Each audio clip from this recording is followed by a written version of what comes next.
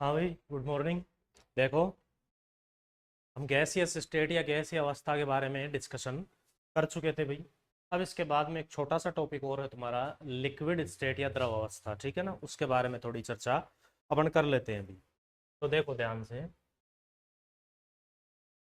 द्रव अवस्था या लिक्विड स्टेट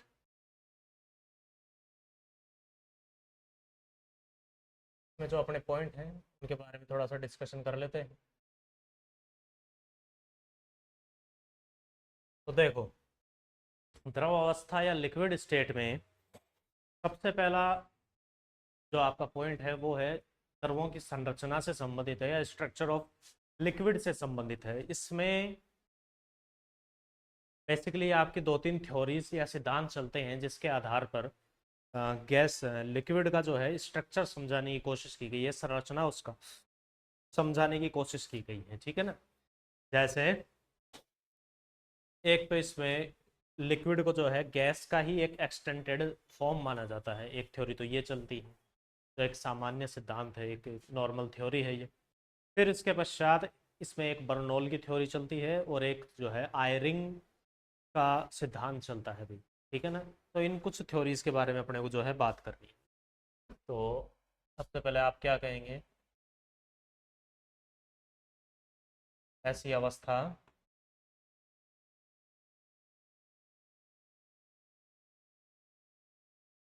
जिनमें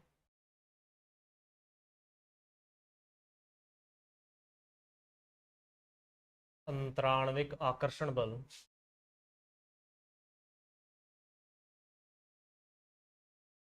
आकर्षण बल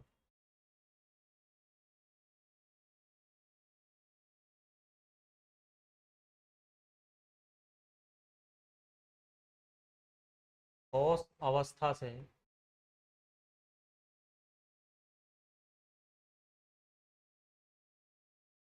अधिक, परंतु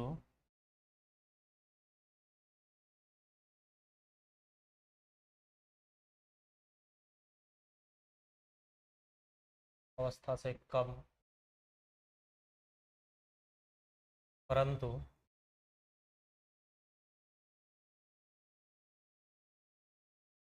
गैस अवस्था से अधिक होते हैं।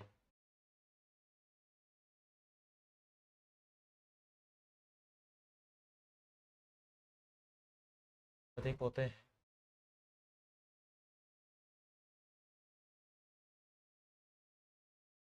द्रव अवस्था कहलाती। ओके जी। तो इनकी जो अट्रैक्शन फोर्स हैं वो आपके ठोस या सॉलिड स्टेट से तो क्या होते हैं, कम होते हैं, लेकिन गैसियस स्टेट से ज़्यादा होते हैं। ठीक है, तो आप लिख लीजिए इसके अंदर, such type of state in which intermolecular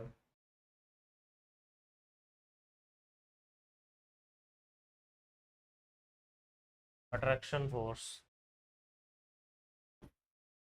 forces are less than solids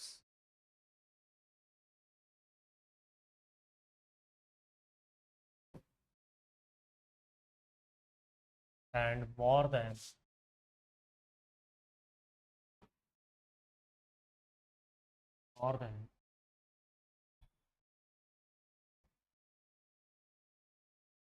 gaseous state,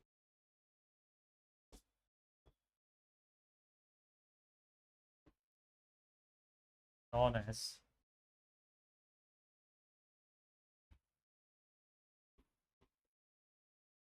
liquid state. तो ये लिक्विड स्टेट होगी, द्रव अवस्था होगी, जिसमें अंतराण्विक आकर्षण बल या इंटरमोलिकुलर अट्रैक्शन फोर्स जो है ठोस से तो क्या है, सॉलिड से तो कम है, लेकिन आपके गैस से क्या होंगे, ज़्यादा होंगे।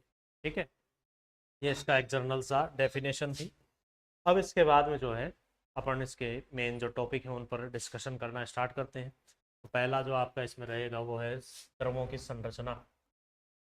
ठीक है ना, तो इस पर बात कर लेते हैं अपन। Structure of liquid.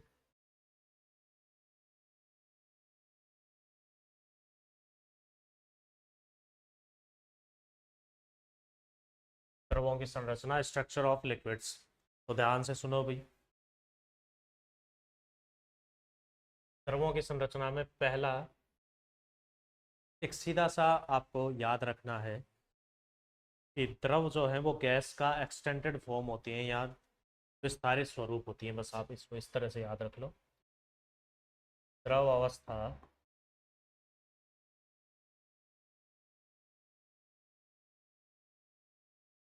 गैस का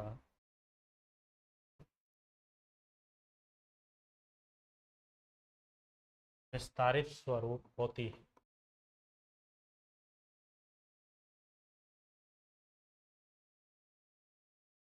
ठीक है। Liquid state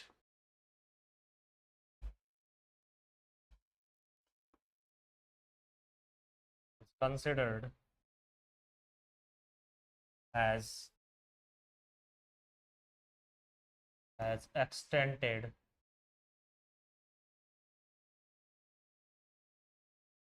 form of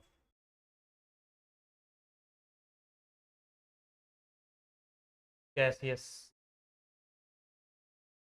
state। Okay. गैसीय अवस्था का ये विस्तारित स्वरूप है या एक्सटेंडेड फॉर्म। अब इसके बाद में आपको सीधा सा बर्नौल या स्कॉट का सिद्धांत जो है वो पढ़ना है। Bernoulli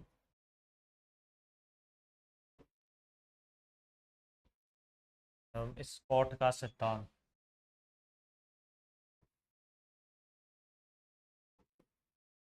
okay. बर्नौल और स्कॉट का सिद्धांत। तो बर्नौल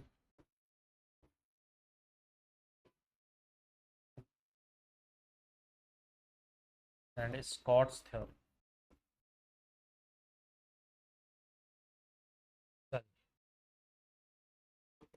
बात करते हैं भी इसके बारे में, तो सुनो ध्यान से। बर्नौल या स्कॉट जो है ये लिक्विड की सिमिलरिटी ना तो सॉलिड के साथ मानते हैं थोड़ी, ना ही लिक्विड के साथ और गैस के साथ मानते हैं। हालांकि जो प्रॉपर्टीज़ हैं वो थोड़ी बहुत सिमिलर तो हैं, गैस की तरह भी और सॉलिड की तरह भी। लेकिन ये सिर्फ इतना बोलते हैं कि ये जो लिक्विड स्टेट है, द्रव अवस्था जो है, ये कणों का या कोई भी अणुओं के जो मॉलिक्यूल हैं, मॉलिक्यूल के जो पार्टिकल हैं, कण हैं, उनका एक अव्यवस्थित स्वरूप है, एक इरेगुलर पैटर्न है। बस ये इतना कहता है। और ये निविड़ संकुलन जो है वो दिखाते हैं भी। ठीक है ना, अव्यवस्थित पैकिंग दिखाते हैं ये। तो आप बस इतना लिख सकते हैं इसमें। इस सिद्धांत के अनुसार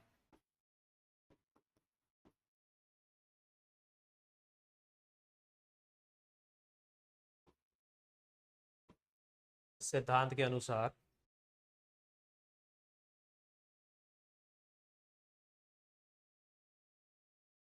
द्रव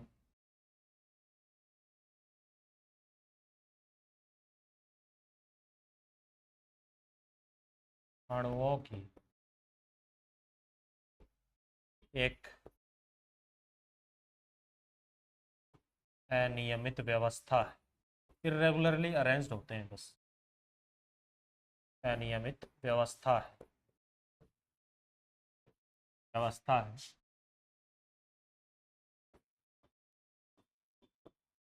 जिसमें निविड़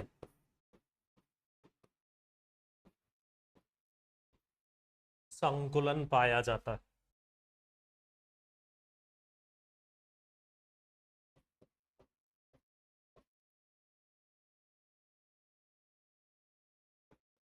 according to this theory,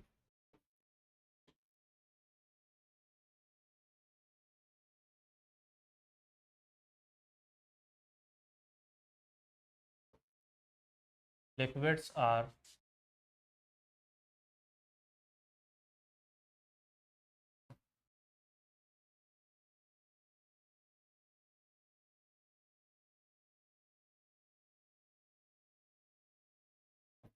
irregular arrangement of molecules.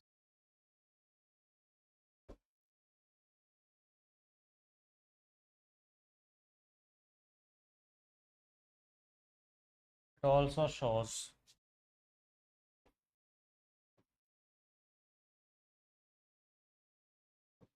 close packing.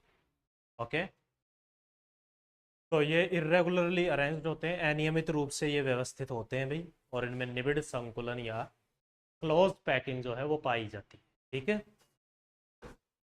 चलिए इसके बाद में तीसरा जो इसमें आपको याद रखना है वो है आयरिंग सिद्धांत।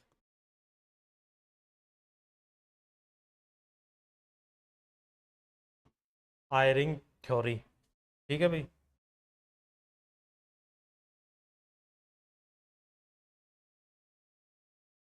ये याद रखना है। चल बात करते हैं भाई इसकी।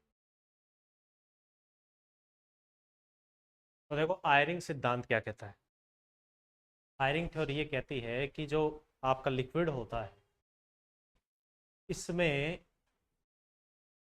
ये इसका पहले तो सॉलिड स्टेट के साथ में कंपेयर करेगा भाई, इसको कंपैरिजन करेगा, ठीक है ना। और फिर बताएगा कि इसमें आयतन और बंद की दूरी, बंद लंबाई, इनमें क्या क्या फर्क पड़ेगा, ये इसके बारे में यहाँ पर बताने की कोशिश करेगा भाई, ठीक है ना। तो ये क्या कहता है, जनरली एक रफ डेटा देता है ये कहता है कि भाई जो द्रव है, लिक्विड है, वो सॉलिड के कंपैरिजन में उसका जो वॉल्यूम है, आयतन है, वो 10% या 10% क्या हो जाता है, ज़्यादा हो जाता है, ठीक है। और फिर उसके बाद में अगली बात ये कहता है कि जो आपका अंतरानाभिक की दूरी है या इंटर न्यूक्लियर जो डिस्टेंस है किसी भी द्रव के दो अणुओं के बीच में, वो सॉलिड के कंपेरिजन में 3% या 3% इंक्रीज हो जाता है। ये इस बारे में जो है वो बात कर रहा है, ठीक है ना, समझ गए बात। तो आयरिंग सिद्धांत या आयरिंग थ्योरी जो है सबसे पहले तो द्रव का, लिक्विड का ठोस के साथ में, सॉलिड के साथ में कंपैरिजन करती है। फिर इसके बाद में ये बताता है कि द्रव में जो है, लिक्विड में जो है, कहीं कहीं मुक्त आयतन या फ्री वॉल्यूम भी होता है, ठीक है ना, जहाँ पर आपका कोई अणु जो है वो पाए नहीं जाते हैं, वो एक खाली स्थान। तो उस खाली स्थान में या उस वैकेंट स्पेस में अगर कोई मॉलिक्यूल आ जाता है तो उसका जो अरेंजमेंट या व्यवस्था रहती है वो गैस की तरह से होती है, लगभग गैस की तरह होती है, ठीक है ना। और बाकी जो ऑक्यूपाइड स्पेस है, जो घिरा हुआ स्थान है, या जो कहूँ मैं भरा हुआ स्थान है, वो लिक्विड की तरह अरेंजमेंट दिखाता है। तो थोड़ा थोड़ा गैस की तरह अरेंजमेंट भी हो गया और थोड़ा थोड़ा लिक्विड की तरह अरेंजमेंट भी हो गया। इसी वजह से कुल मिलाकर के इस लिक्विड को गैस का ही विस्तारित स्वरूप या एक्सटेंडेड फॉर्म बताया जाता है, रीज़न यही है, ठीक है ना। तो आयरिंग की थ्योरी अपन थोड़ी सी यहाँ पर देखते हैं भी। तो देखो सर्वप्रथम आयरिंग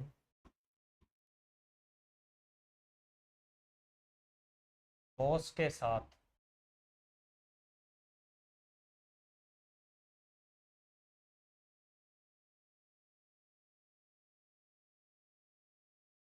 द्रव की तुलना करता है।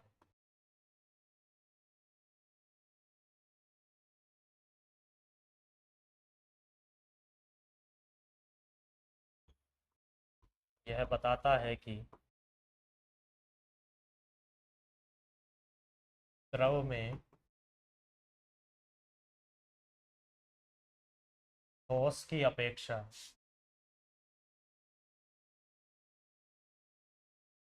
10%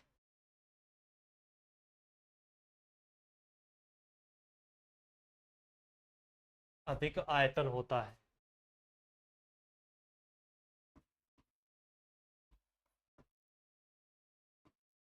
जबकि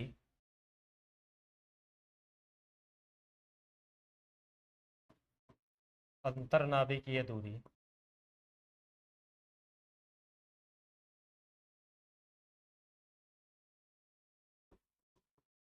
3% अधिक होती।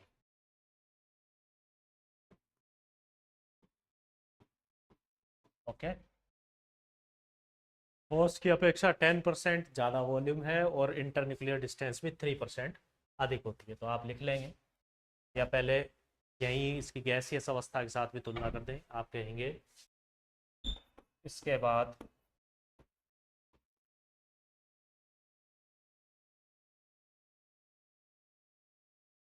द्रव की तुलना गैसीय अवस्था के साथ करते हैं, अवस्था के साथ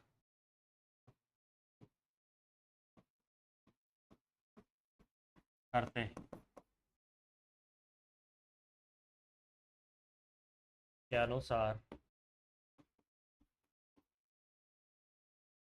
अनुसार द्रव में मुक्त आयतन पाया जाता है, आयतन पाया जाता है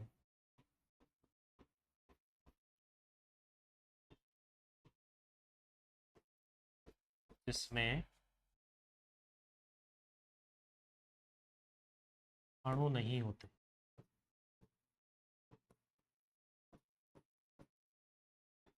और यदि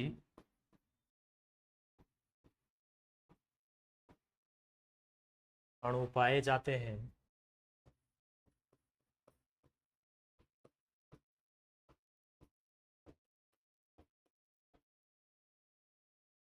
तो ये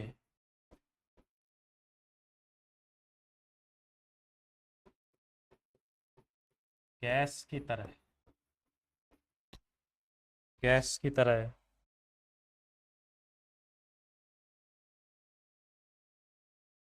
व्यवहार करते हैं।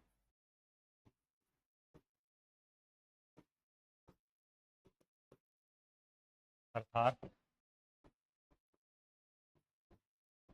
इनमें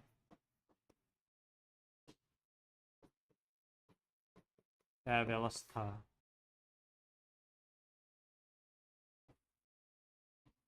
अधिक होती है।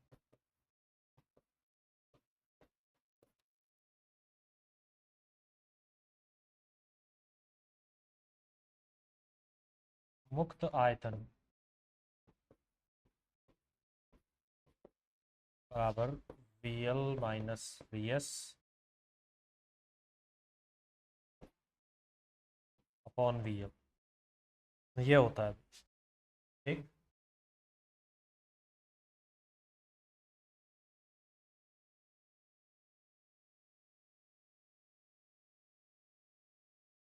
चल। अब इसका अपन को इंग्लिश कन्वर्जन करना है। ठीक है, तो अपन नेक्स्ट पेज पे ही कर देते हैं।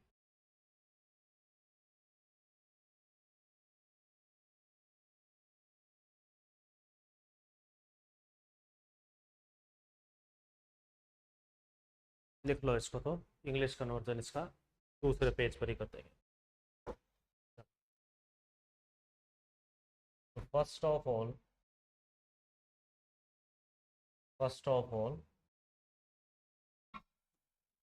hiring compares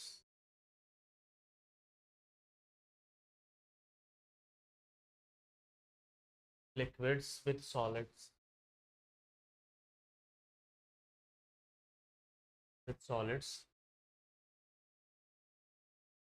and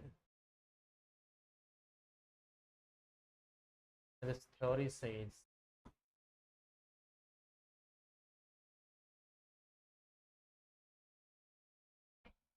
this theory says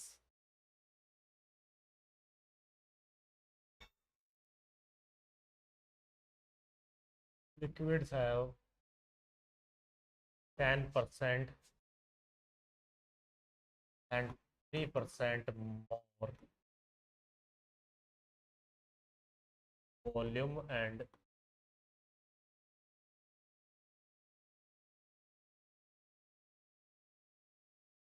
internuclear distance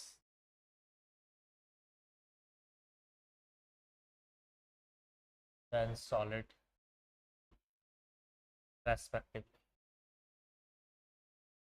okay, फिर इसके बाद में आप क्या कहेंगे, बाद आप कहेंगे they have free volume VL minus VS on VL. They have free volume and it does not often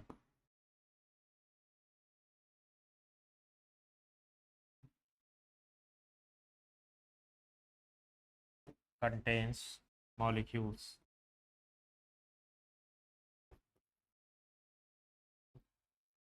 If it does so, then it has irregular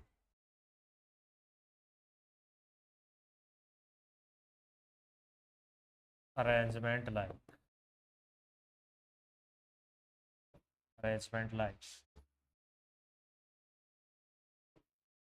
gaseous molecule. Okay, ये बात हो गई आयरिंग की थ्योरी. ओके, ठीक है. चलिए, इसके पश्चात आयरिंग थ्योरी के बाद में आपको गैसों का, सॉलिड्स का, लिक्विड्स का, इन सब का स्ट्रक्चर का डिफरेंस देखना है भाई. ठीक है, तो आप क्या लिखेंगे इसमें,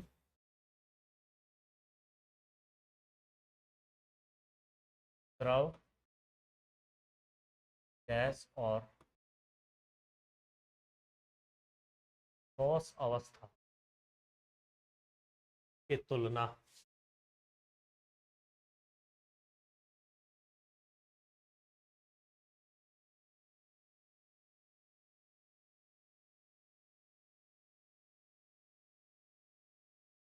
कंपैरिजन ऑफ लिक्विड, सॉलिड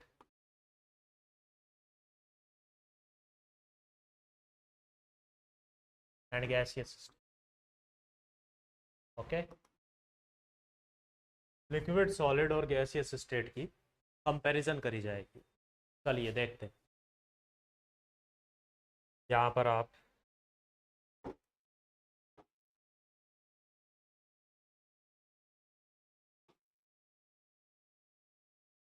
इसे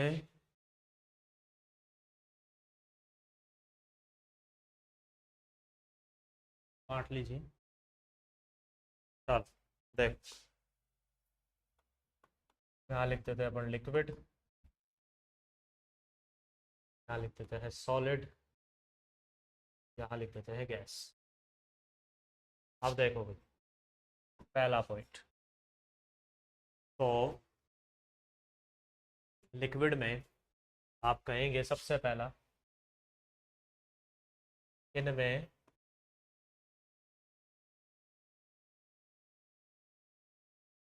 अंतराण्विक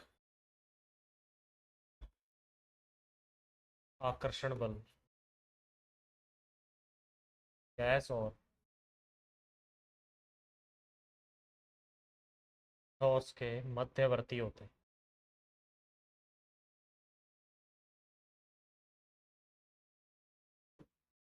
ठीक है, इनमें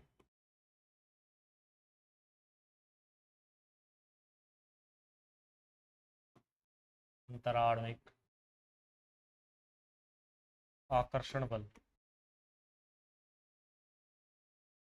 सर्वाधिक होते हैं.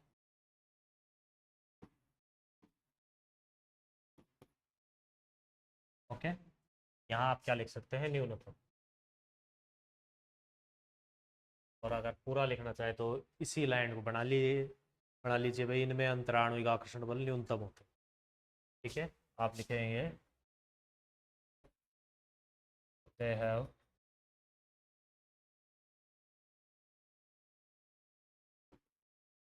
intermediate attraction.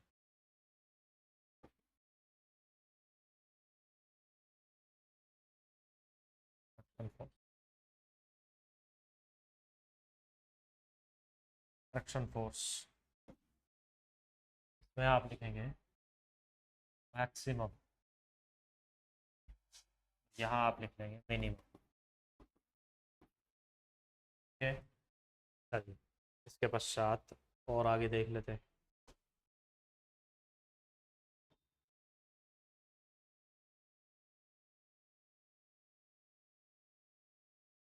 चलो, फिर इसके बाद में सेकंड नंबर पे आपका जो है इसमें अपने को इनके विसरण का गुण देखना है, तो आप क्या कहेंगे? विसरण ठोस से ज़्यादा एवं द्रव से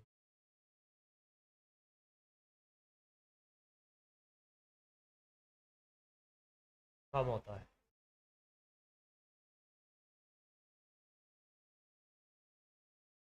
यहाँ आप लिखेंगे न्यूनतम।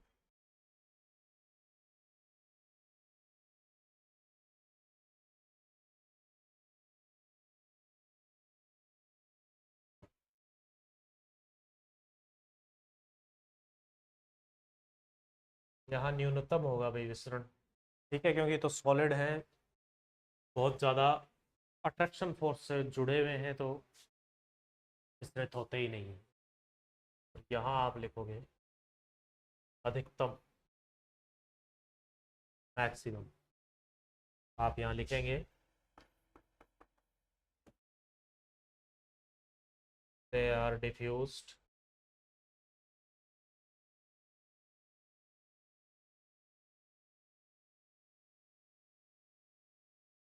more than solids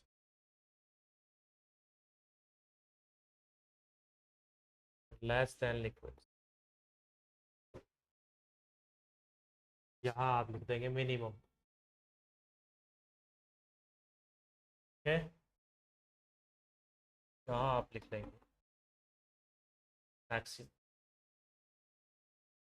चलो, तीसरा पॉइंट करें अब इसमें।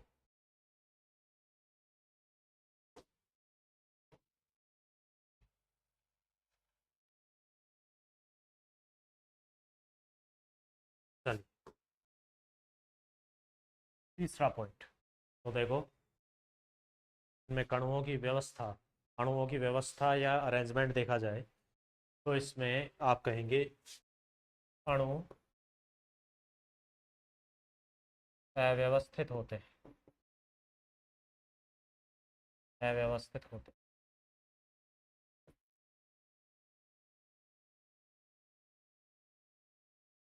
मॉलिक्यूल्स आर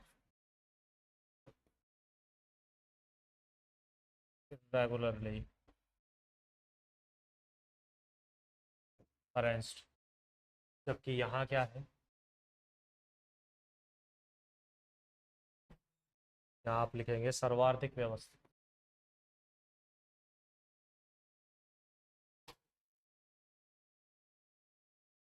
सर्वाधिक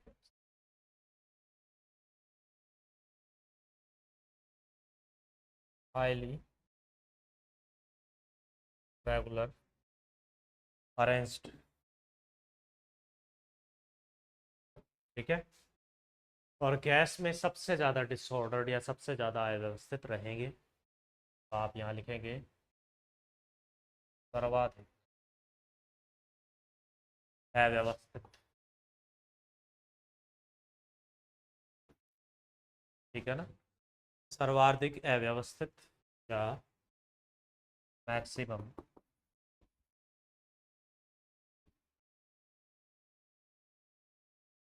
डिसऑर्डर्ड, ठीक है। ये आपके अणुओं की व्यवस्था या मॉलिक्यूल्स का अरेंजमेंट है। फिर इसके बाद में इनके वॉल्यूम के बारे में बात कर लें, तो देखो फोर्थ पॉइंट पर आप कहोगे जो ठोस है, लिक्विड है, इनका जो वॉल्यूम है ये वॉल्यूम डिफाइनाइट होता है, यानी कि निश्चित होता है। अरे आप चाहे एक टंकी में 1 लीटर पानी डालो या चाहे आप एक बोतल में 1 लीटर पानी डालो, ऐसे तो है नहीं कि टंकी में डालोगे तो 10 लीटर हो जाएगा, नहीं होगा ना। किसी भी चीज़ में डाल दो 1 लीटर ही रहेगा। ठीक है ना। तो इनका आयतन कैसा है, डिफाइनाइट है, निश्चित है। ऐसे ही सॉलिड है, सॉलिड का भी वॉल्यूम जो होता है वो निश्चित ही होता है। ठीक है ना। अब 1 किलो लोहा है आपके पास में, 1 केजी आयरन है। अब इस 1 केजी आयरन को चाहे आप क्यूब शेप दे दो, घन के आकार का बना दो इसको, या घन की जगह इसको पिरामिड शेप का बना दो, या बेलन सिलेंडर शेप का बना दो, या स्क्वायर या गोलाकार शेप का बना दो, कैसा ही बना दो वो 1 किलो ही रहेगा, 10 किलो नहीं हो जाने वाला। मतलब आयतन इनका दोनों का, सॉलिड का और लिक्विड का, फिक्स होता है, सर्टेन होता है, निश्चित होता है। जबकि गैस जो है इसका वॉल्यूम जो है वो अनसर्टेन है, निश्चित है, डिफाइनाइट नहीं है। मतलब इसको जिस भी कंटेनर में डालेंगे, जैसा भी पात्र होगा, उतना ही उसका आयतन हो जाएगा। अगर आप 1 लीटर ऑक्सीजन ले रहे हैं, फिर उसको पूरे कमरे में फैला देते हैं तो वो पूरे कमरे जितना आयतन ले लेगी। या उसको किसी मान लीजिए टंकी में डाल देते हैं तो वो टंकी जितना आयतन घेर लेगी। मतलब इसका आयतन, गैस का जो वॉल्यूम है वो एक तरीके से आप कह सकते हैं कंटेनर का वॉल्यूम होता है। ठीक है। तो निश्चित नहीं होता है, अनिश्चित या अनसर्टेन होता है। तो आप लिखेंगे द्रव का आयतन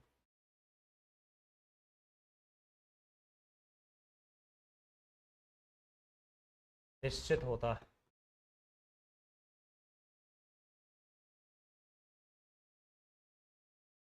सॉलिड का भी कैसा होगा भाई, निश्चित ही होगा। यहाँ लिखेंगे आप अनिश्चित, अनसर्टेन होगा। और या फिर ऑब्लिक लगा के आप क्या कह सकते हैं, पात्र की, पात्र के आयतन के बराबर।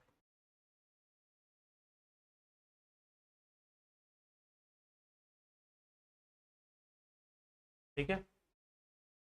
तो यहाँ लिखेंगे डिफाइनाइट वॉल्यूम,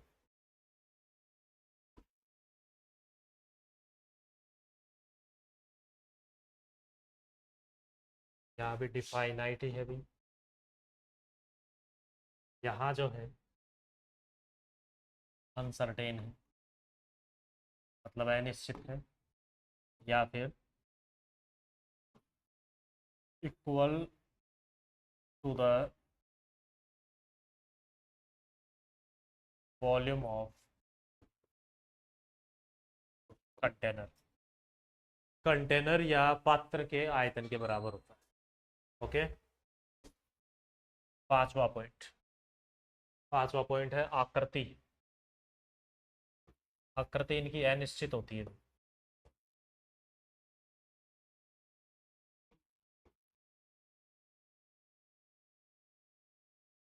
शेप इनकी अनसर्टेन होती, इनकी आकृति निश्चित है।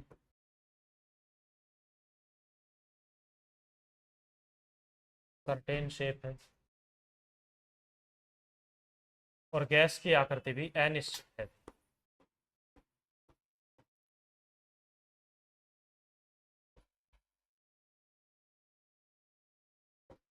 ओके। तो ये आकृति या शेप के बारे में आ गया। फिर इसी में और देख लेते हैं अपन आगे।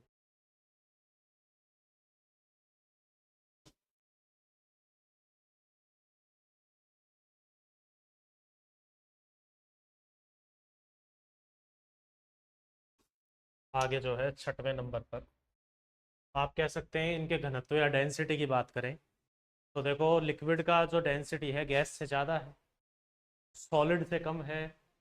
ठीक है। तो आप क्या कहेंगे, घनत्व ठोस से कम,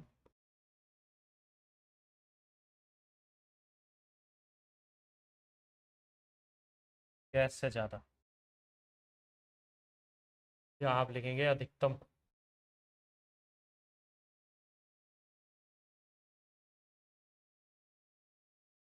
मैक्सिमम। यहाँ आप लिखोगे न्यूनतम।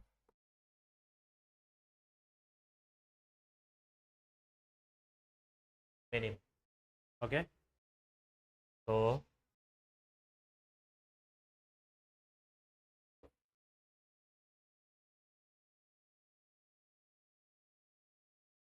Density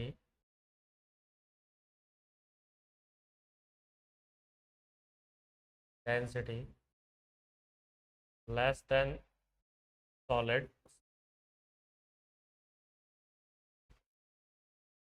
more than liquid। Okay,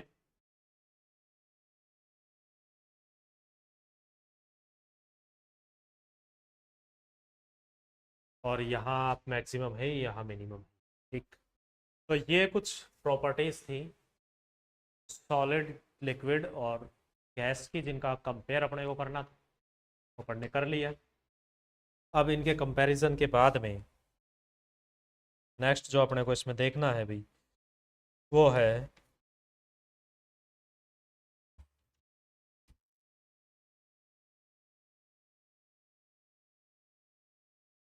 liquid crystals के बारे में अपने को थोड़ा बहुत पढ़ना है।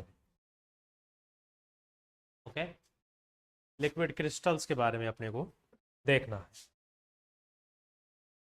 आप हेडिंग डालेंगे द्रव क्रिस्टल।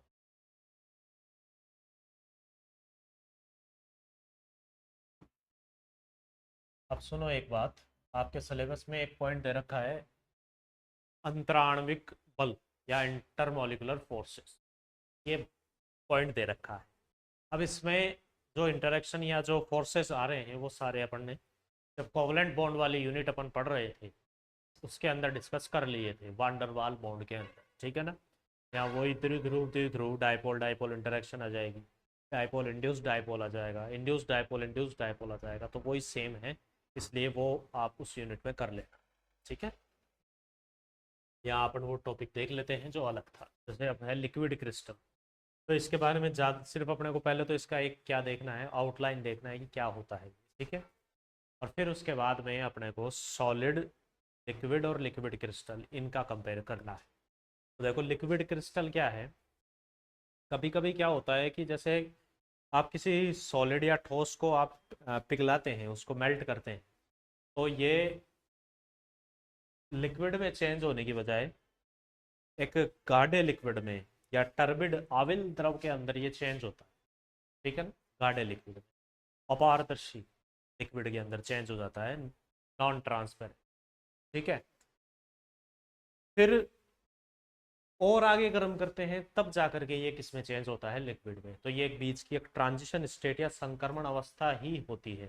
ठीक है ना, जिसके अंदर ठोस क्रिस्टल या सॉलिड क्रिस्टल जैसे कुछ गुण पाए जाते हैं, जैसे कि ये विषम दैशिकता या एनाइसोट्रॉपी जो है वो प्रदर्शित करते हैं, शो करते हैं, जैसे कि आपके सॉलिड क्रिस्टल शो करते हैं। तो ये बीच की ट्रांजिशन स्टेट या संक्रमण अवस्था की तरह ये पाया जाता है भाई। ठीक है ना, और इसको मेसोमॉर्फिक स्टेट भी कहा जाता है। तो पहले तो आप क्या लिखेंगे इसमें, आप लिखेंगे कुछ ठोसों को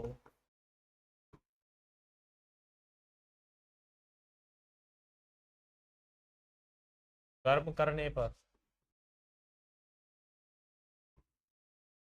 गर्म करने पर ये द्रव में परिवर्तित ना होकर,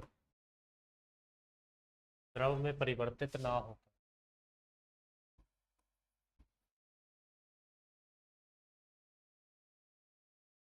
एक आविल द्रव में परिवर्तित होते, आविल द्रव में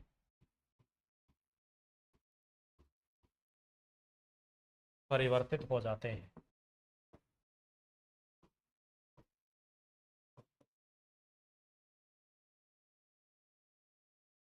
जिसमें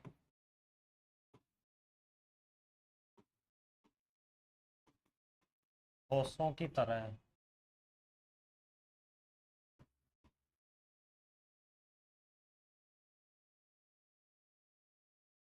या मैं ठोस क्रिस्टल लिख दूं। ठीक है?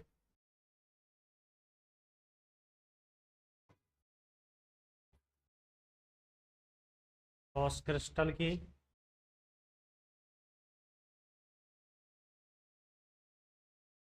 तरह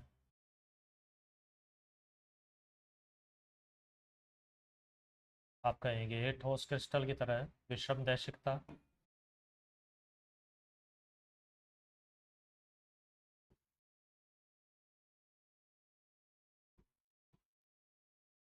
अथवा द्रवों की तरह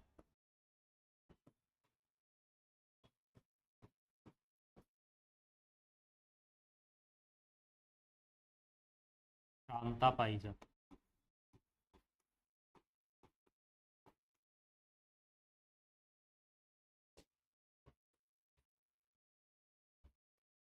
अब ये दोनों ही प्रॉपर्टीज मैंने क्यों ली भाई, डेफिनेशन बनाने के लिए आप कोई भी प्रॉपर्टीज लेकर के बना सकते हो। और ये दोनों प्रॉपर्टीज लेने का तर्क या लॉजिक ये है कि अपने को इसको लिक्विड भी परिभाषित करना है और क्रिस्टल भी इसके लिए डिफाइन करना है। तो विषम दैशिकता या एनआइसोट्रॉपी से तो ये क्रिस्टलीय प्रॉपर्टीज या क्रिस्टल की तरह प्रतीत हो रहे हैं, अपीयर हो रहे हैं, और शांता या विस्कोसिटी जब मैं यहाँ डिस्कस कर रहा हूँ तो ये एक लिक्विड की तरह व्यवहार करते हुए या बिहेव करते हुए शो हो रहे हैं। इसलिए मैंने इन दो प्रॉपर्टीज़ को लिया है ताकि इसका एक बेहतरीन या एकदम क्लासिक डेफिनेशन आपके सामने बना सकूं। ठीक है ना। आप क्या लिखेंगे, यह एक संक्रमण अवस्था है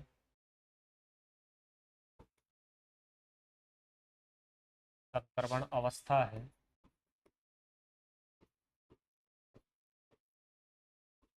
जिसे मेसोमॉर्फ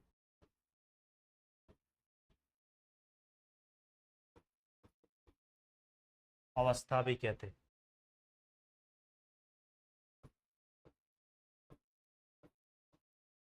ठीक है ना। अब इसमें आप जैसे उदाहरण ले लें,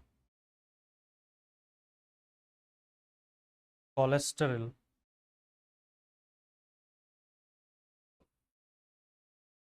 बेंजोइट का, तो आप 145 डिग्री पर, जिसे आप संक्रमण ताप कहेंगे,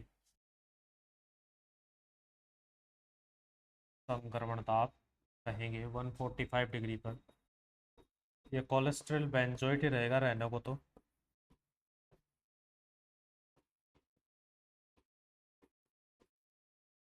लेकिन कैसी अवस्था होगी ये, एजोमॉर्फिक। ठीक है ना। और फिर इसके आगे ये 178 डिग्री सेल्सियस पर आ जाएगा और ये स्वच्छ द्रव में या फ्रेश लिक्विड में बदल जाएगा। कोलेस्ट्रॉल बेंजोइट, स्वच्छ द्रव। ओके, तो ये बात है। अब इसको इंग्लिश में मैं कन्वर्ट करवा देता हूँ, आप लिखो। लिखिए, इंग्लिश वाले लिखे भाई। There are few solids upon heating that do not change into liquid but change into a turbid liquid. Okay, आगे लिखोगे, in which anisotropy is found like solid crystal or they have viscosity like liquids. So basically it is a transition state that is also known as mesomorphic state. And for example, cholesterol benzoate, when it is heated up to 145 degree, that is also known as transition temperature, it is changed into cholesterol benzoate as mesomorphic state, and further it is heated upon 178 degrees Celsius, and that leads to be a fresh liquid that is of cholesterol benzoate. ये आप यहाँ पर लिख सकते हैं भाई। अब मेरी जो मैंने कहा है थ्योरी को, उसको आप पॉज करके या फिर उसकी स्पीड कम करके उसको लिख लें। ठीक है ना। पेज पूरा भर गया है तो इसमें मैं इंग्लिश अब यहाँ ऐड नहीं कर रहा हूँ, तो आप इसको लिख लेना भी। ओके, तो अब ये तो बात हो गई इसके डेफिनेशन की, लिक्विड क्रिस्टल होता क्या है। अब इन तीनों का, लिक्विड क्रिस्टल का, लिक्विड का और सॉलिड का, इनका अपने को एक कंपैरिजन का डेटा तैयार करना।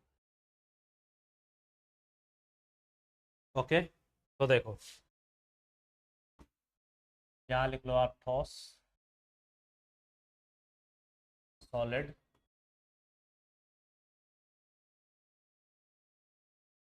लिख लो द्रव, लिक्विड, यहाँ लिख लो गैस। ओके, चलिए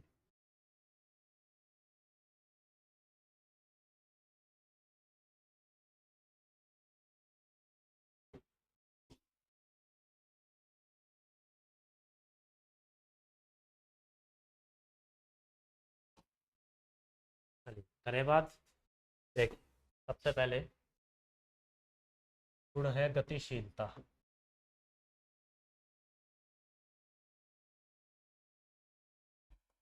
मोबिलिटी, गतिशीलता। तो देखो ठोस में कोई गतिशीलता नहीं होती है भाई, ठीक है ना।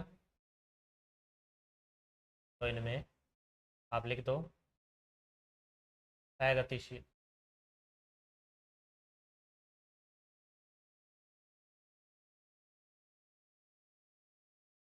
Not movable.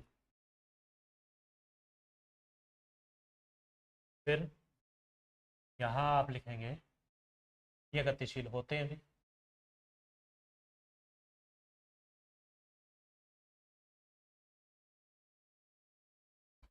तो लिख सकते हैं आप मोबाइल,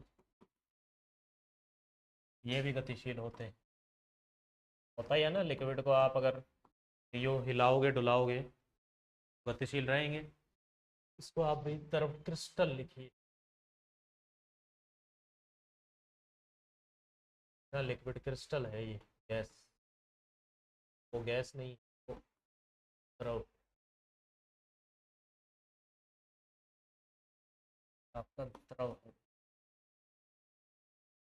है ना। ये हो गया मोबाइल। नेक्स्ट सेकंड नंबर पे गतिशीलता के बाद में आपका विस्कोसिटी, श्यानता। तो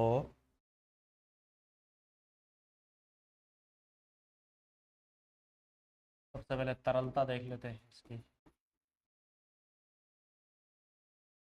फ्लूडिटी। तो ये नॉट फ्लूट, ये तरल नहीं होते भाई, अतरल लिख लो आप इसको। ये आपके द्रव क्रिस्टल तरल होते हैं। ये है, आप फ्लूइड ही कह सकते हैं, आप इसको तरल कह सकते हैं, इसको भी आप फ्लूइड कह सकते हैं, तरल कह सकते हैं। तो मैच कर रहा है ये, और कुछ प्रॉपर्टीज ऐसी आ जाएंगी जब ये सॉलिड क्रिस्टल से भी मैच करने लग जाएगा। कुछ प्रॉपर्टीज लिक्विड से मैच करेंगी, कुछ आपके सॉलिड क्रिस्टल से मैच करने लग जाएगी। ओके, चलिए तीसरा पॉइंट।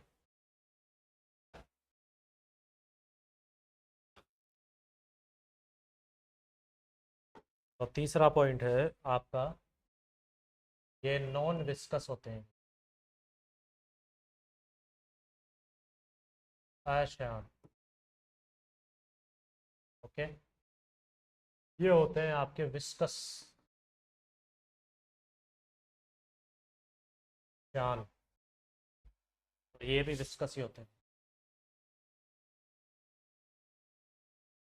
ये भी श्यान ही होते हैं। ठीक, इसके बाद में आप इसमें लिख सकते हैं पृष्ठ तनाव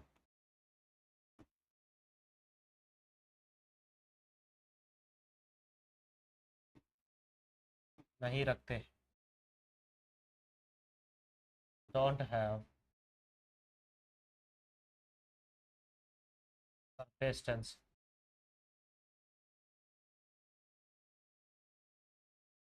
हैव सरफेस टेंस,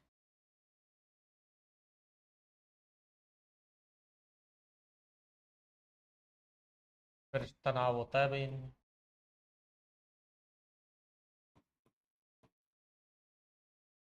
आपकी तीसरी प्रॉपर्टी थी, ये फोर्थ प्रॉपर्टी है, और ये भी सेम समान ही है भाई इसका भी। फिर पांचवा प्रॉपर्टी देखें। पांचवा जैसे कि आपका विषमदैशिकता है, तो ये एनाइसोट्रॉपिक होते हैं। विषमदैशिक,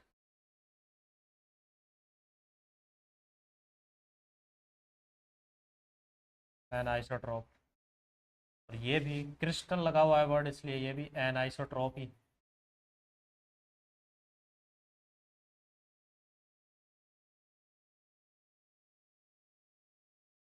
विषमदैशिक ही है। और ये आपके जो है, ये जो है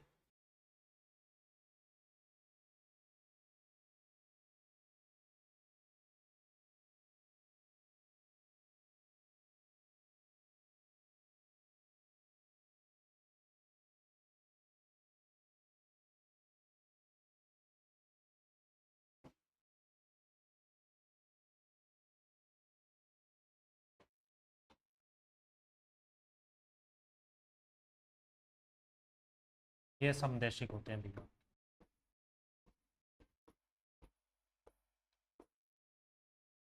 आइसोट्रॉप होते हैं, ठीक है ना।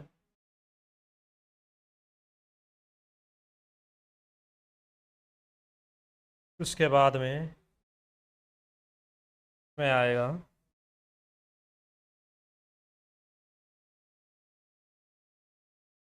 द्विविवर्तन, द्विविवर्तक या डबल रिफ्रैक्टर।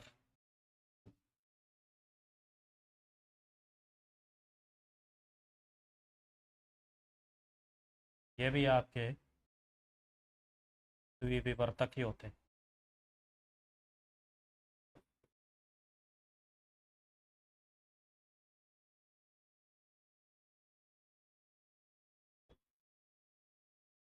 और ये जो होते हैं, ये आपके द्विविवर्तक नहीं होते, लीजिए नोट। तो ये कुछ गुण थे, कुछ प्रॉपर्टीज थी इनकी, जिनको आपको देखना है। इसके बाद में स्पेक्टिक और नेमेटिक लिक्विड क्रिस्टल के बारे में अपने को डिस्कशन करना होगा भी। तो ये भी लिक्विड क्रिस्टल का ही एक पार्ट है, और इसमें जो है एक तरफ आपको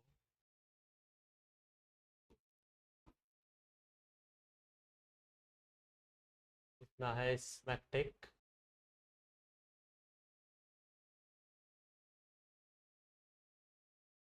ओके, और इस तरफ आपको लिखना है नेमेटिक।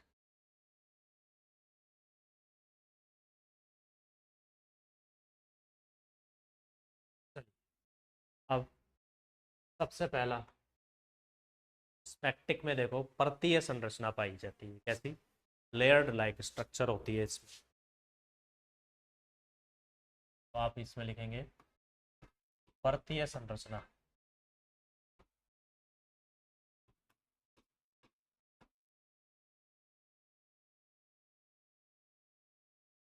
लेयर्ड स्ट्रक्चर, ये होती है आपकी सीढ़ी नुमा संरचना।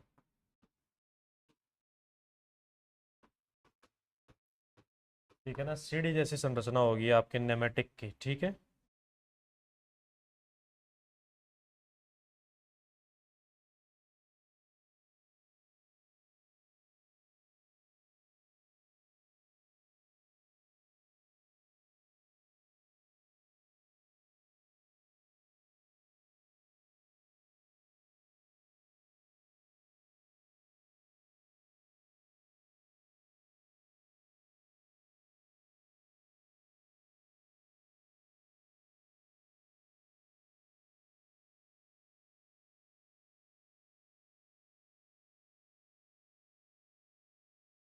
सामान्य द्रव संरचना तरह से आप, क्योंकि परतीय तो अपन ने उसको लिख ही दिया ना, तो सीढ़ी नुमा वही होगा। Normal liquid state.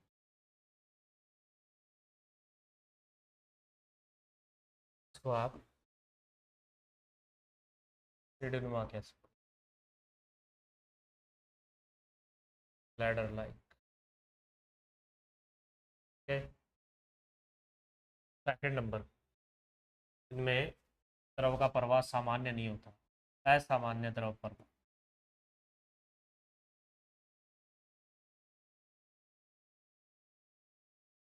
या फिर उसको आप कह सकते हैं गैर न्यूटनी प्रवाह, अब normal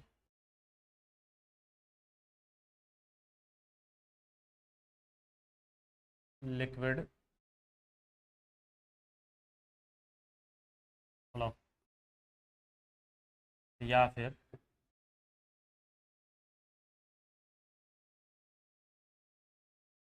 non Newtonian flow. Correct. यहाँ आप लिख लेंगे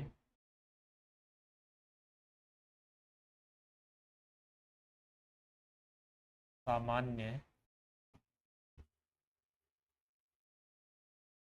द्रव प्रवाह,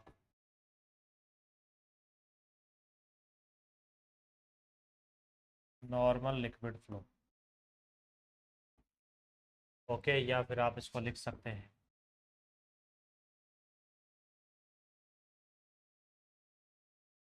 न्यूटोनियन फ्लो।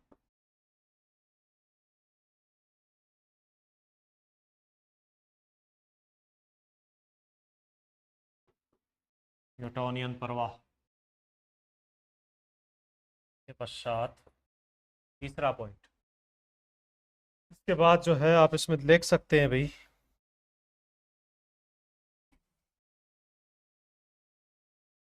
ये आपका प्रकाश का प्रकीर्णन करते हैं।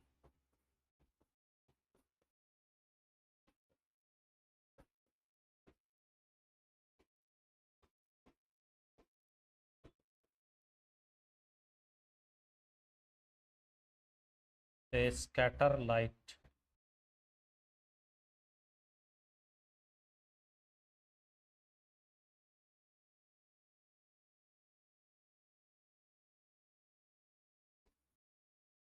Scatter light.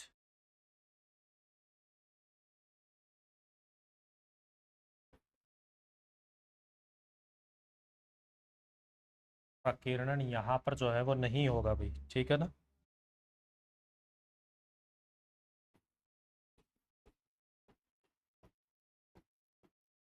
नहीं करते, they don't scatter light, ये प्रकाश को प्रकीर्णित नहीं करेंगे। इसके बाद में और आगे देख सकते हैं आप, अपन ने 3 तक देख लिया था इसको। चौथा नंबर का प्रॉपर्टी है, यह चुंबकीय गुण नहीं रखते।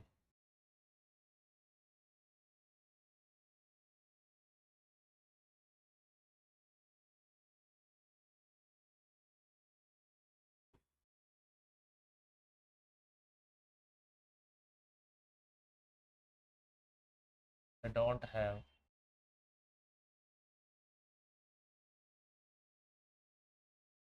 Magnetic properties.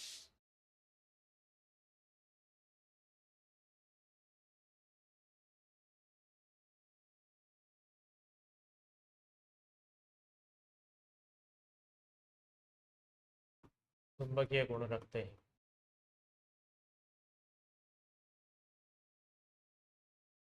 They have magnetic property. Okay, ये चुंबकीय गुण रख लेते हैं।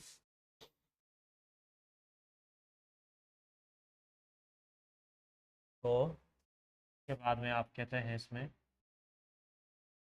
शांता लागू नहीं होती।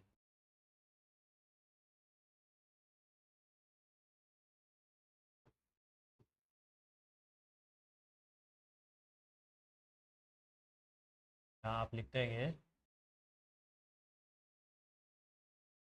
शांता पाई जाती।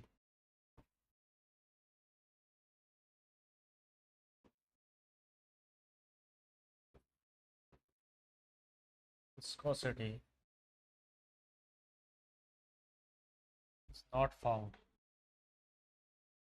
और इसमें आप सीधा सा लिख लीजिए फाउंड। ओके, तो ये बात हो गई कुछ।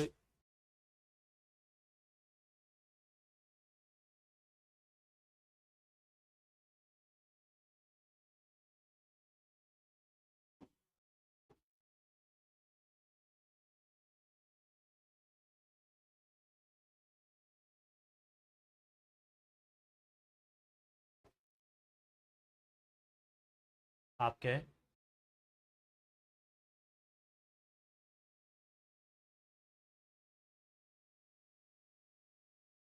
स्मैक्टिक और नेमेक्टिक के बारे में। ओके ना। अब इसके बाद में अपन को जो है कॉलेस्टेरिक, और देखने कॉलेस्टेरिक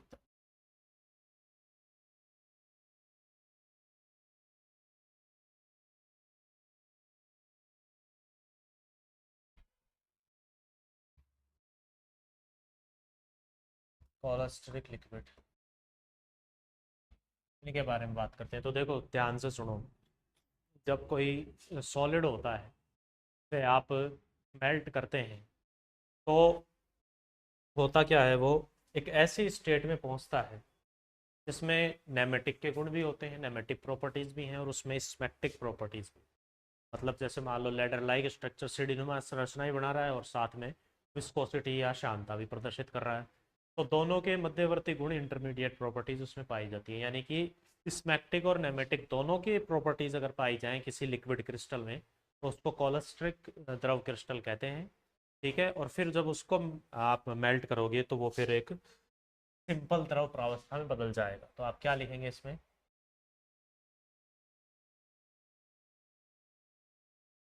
इस प्रकार के द्रव क्रिस्टल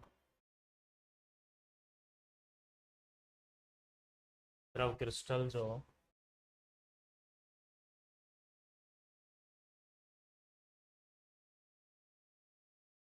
जो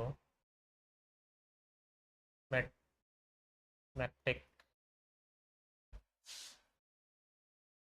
और नेमेटिक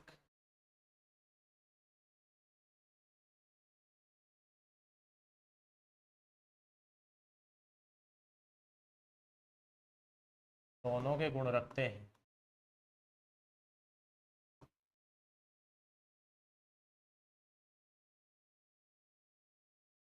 कॉलेस्टेरिक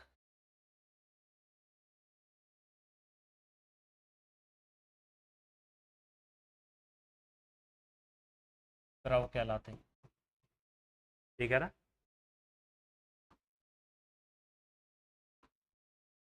such type of liquid crystal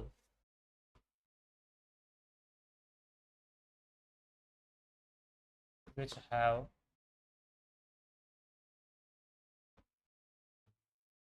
properties of both smectic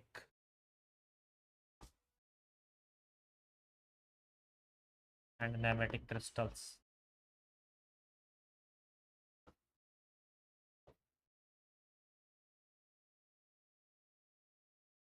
known as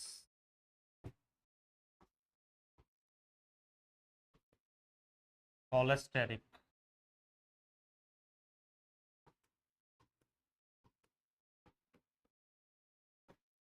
liquid crystal। अब आप इसमें क्या करो, यहाँ एग्जाम्पल देख लो। यहाँ कॉलेस्टेरिक बेंजोइट ले रखा है अपन ने, और इसको आप गर्म करते हैं कितने पर, 140 डिग्री पर।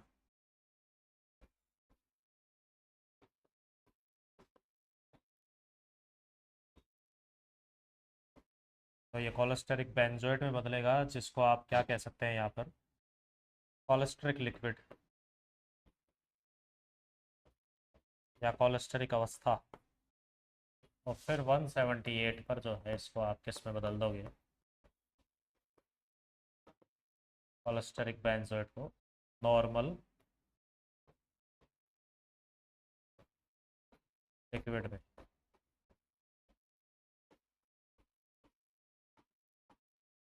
ओके, यही एग्जाम्पल अपन ने द्रव क्रिस्टल या लिक्विड क्रिस्टल के लिए भी लिया था, पर कुछ भी हो कॉलेस्टेरिक एक लिक्विड क्रिस्टल तो होता ही है। तो ये बात याद रखनी है आपको। ये बात हो गई आपके स्मैक्टिक, नेमेटिक और कॉलेस्टेरिक लिक्विड क्रिस्टल्स की। ठीक है ना, तो अपन ने लिक्विड क्रिस्टल, सॉलिड लिक्विड का बारे में देख लिया है, स्मैक्टिक, नेमेटिक, कॉलेस्टेरिक फेज देख ली है। अब आप क्या एक इसके अंदर जो है एप्लीकेशन रहता है,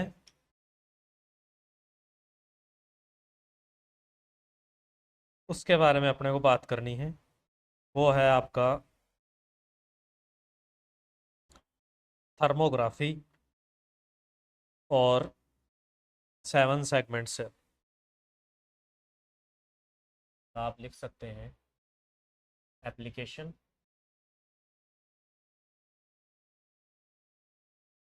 योग, तो पहला है यह है थर्मोग्राफी में प्रयुक्त होते हैं।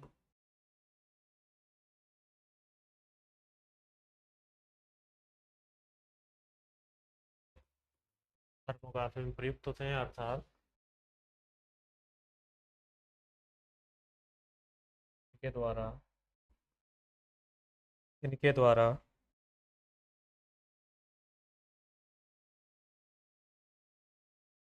ताप मापा जाता है।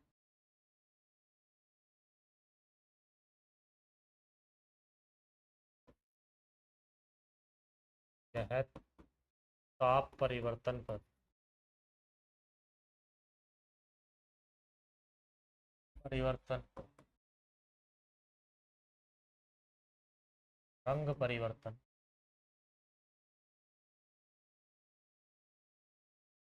करते हैं।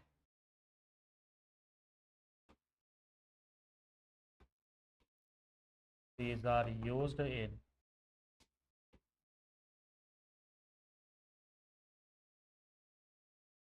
थर्मोग्राफी। तो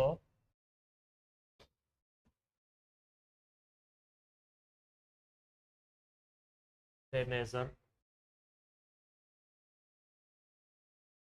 temperature,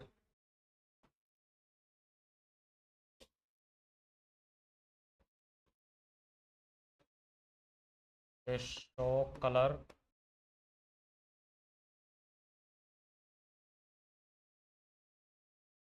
alternation on temperature change। Okay, चलिए के बाद में अगला है 7 खंड सेल।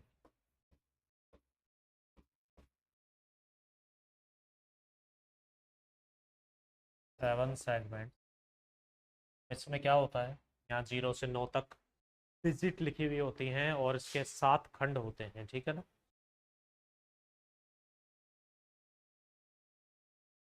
ठीक है, और इन 7 सेगमेंट्स के अंदर जो है ये ज़्यादातर जो आपका कैलकुलेटर, डिजिटल क्लॉक, इन सब में यूज़ होता है। तो आप लिख सकते हैं यह है उपकरण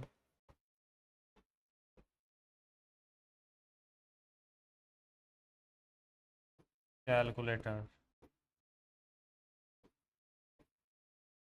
डिजिटल घड़ी।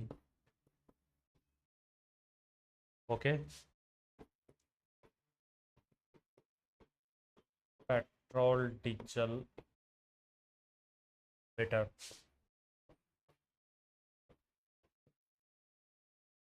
इत्यादि में प्रयुक्त होती।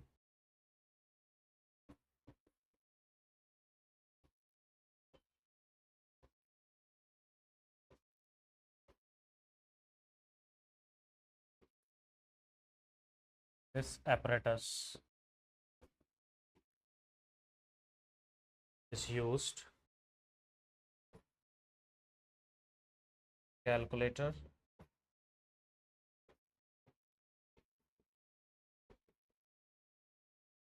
digital watch,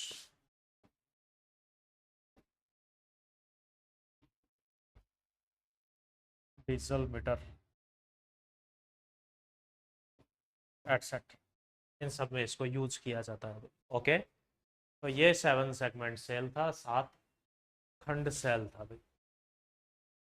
आ गई बात समझ में आपको? तो ये कुछ उपयोग या एप्लीकेशन थी आपके लिक्विड स्टेट की। यहाँ तक आपको पढ़ना है। ये लिक्विड स्टेट जो है आपका यहाँ पर कंप्लीट हो जाता है अभी। तो आपकी ये गैसीय अवस्था या गैसीय स्टेट वाली जो यूनिट है ये भी कंप्लीट होती है। कोवलेंट बॉन्ड वाली यूनिट अपन पढ़ चुके हैं। उसके बाद में आगे की भी इसी तरह हो जाएंगी। यहाँ तक नोट डाउन कर लो। मिलते हैं फिर अगली क्लास में। तब तक के लिए धन्यवाद।